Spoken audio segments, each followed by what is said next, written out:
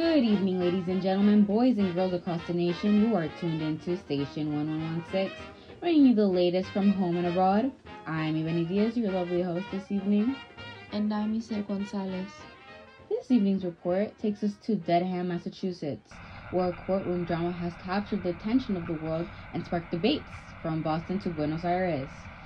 We speak, of course, of the case of Nicola Sacco and Bartolomeo Vanzetti, two Italian immigrants whose trial and subsequent conviction have become a lightning rod for questions of justice, prejudice, and the American ideal.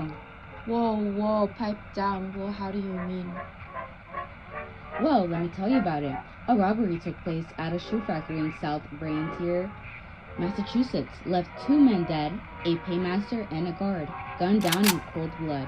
Hold on to your boots. Weeks later, Sacco, 36, a shoemaker, and Vanzetti, 39, a fish peddler, both known anarchists, were arrested and charged with the crime. The prosecution claimed it had found the murder weapon in their possession. But the defense argued that the evidence was circumstantial, the investigation riddled with irregularities, and the two men were convicted not for what they did, but for who they were: immigrants, radicals, outsiders. Level with me now. You're not telling me that those two poor men were just holding the bag. I'll tell you all about the crazy baloney that's going on right after this short commercial break.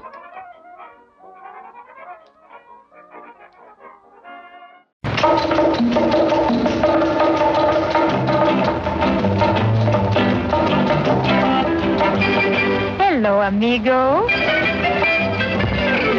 I'm Chiquita Banana, and I've come to say bananas have to ripen in a certain way, and when they're flecked with brown and have a golden hue, bananas taste the best and are the best for you.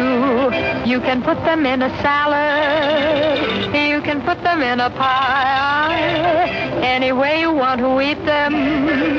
It's impossible to beat them, but bananas like the climate of the very, very tropical equator.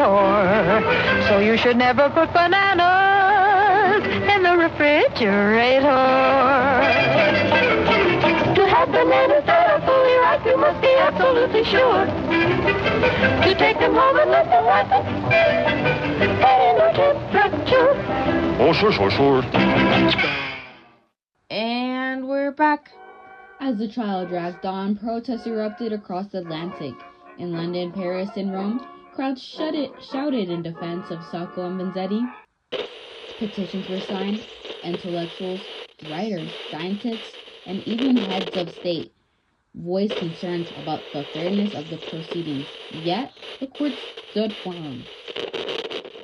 And so in August of this year, 1927, after 7 years of appeals, rallies, and worldwide cries for clemency, the Commonwealth of Massachusetts carried the sentence. Nicola Sacco and Bartolomeo Vanzetti were executed by electric chair at Charlestown State Prison.